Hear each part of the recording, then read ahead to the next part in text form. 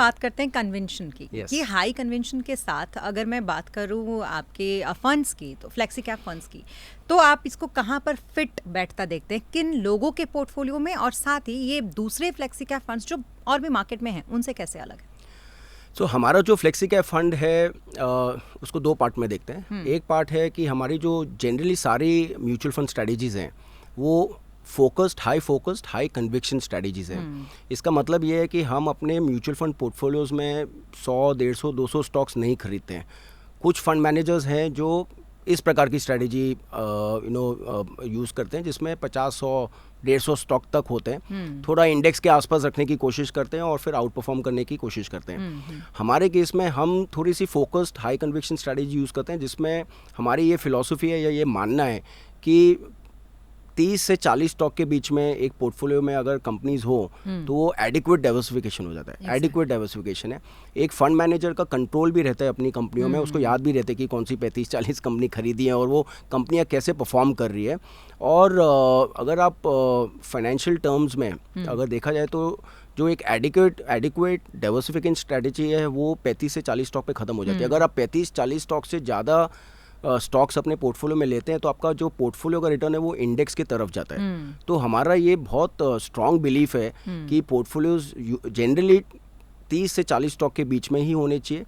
और उसमें आप जब कंपनीज में एलोकेट करते हैं तो उसमें कितना आप कौन से कंपनी में एलोकेट कर रहे हैं उससे आपको कन्विक्शन दिखता है।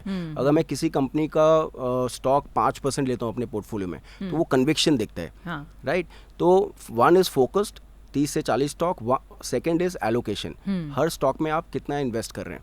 अब जनरली एक मानना है कि अगर आप 35 से 40 स्टॉक का पोर्टफोलियो क्रिएट करते हैं तो रिस्क बढ़ जाता है, पोर्टफोलियो कॉन्सेंट्रेट हो जाता है।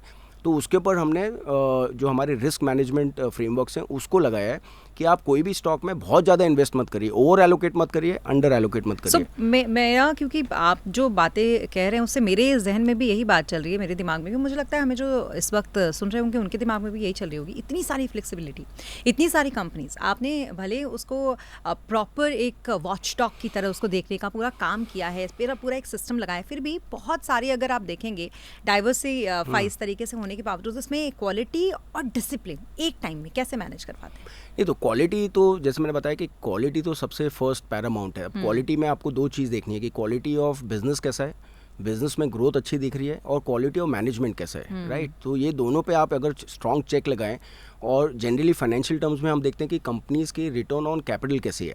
जो कंपनियां जिनकी return on capital cost of capital से ज़्यादा होती है वो क्वालिटी कंपनीज ही होती है। तो आपने पहले फिल्टर लगाता है क्वालिटी का, उससे आपने सारी जो नॉन क्वालिटी कंपनीज उनको फिल्टर आउट कर दिया। फिर सेकेंड फिल्टर लगता है ग्रोथ का।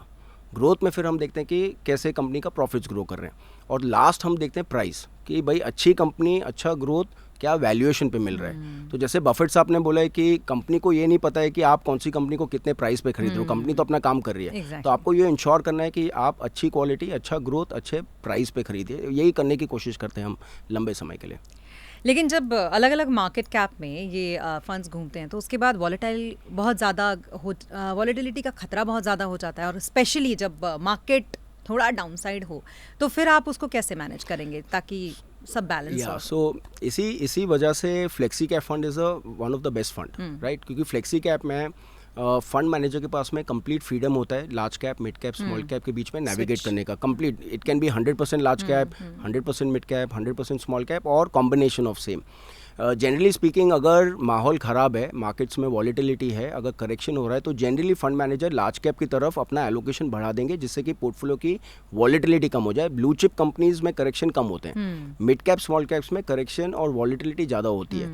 तो ख़राब समय में लार्ज कैप्स का एलोकेशन बढ़ता है, और बुल मार्केट्स में या अच्छे समय में मिड कैप, स्मॉल कैप्स का एलोकेशन वेट बढ़ जाता है। तो इस तरीके से ये डायनामिकली मैनेज होता है हर समय में, अलग अलग माहौल में large cap, mid cap, small cap के बीच में एलोकेशंस नेविगेट होते हैं। सो इस तरीके से करते हैं।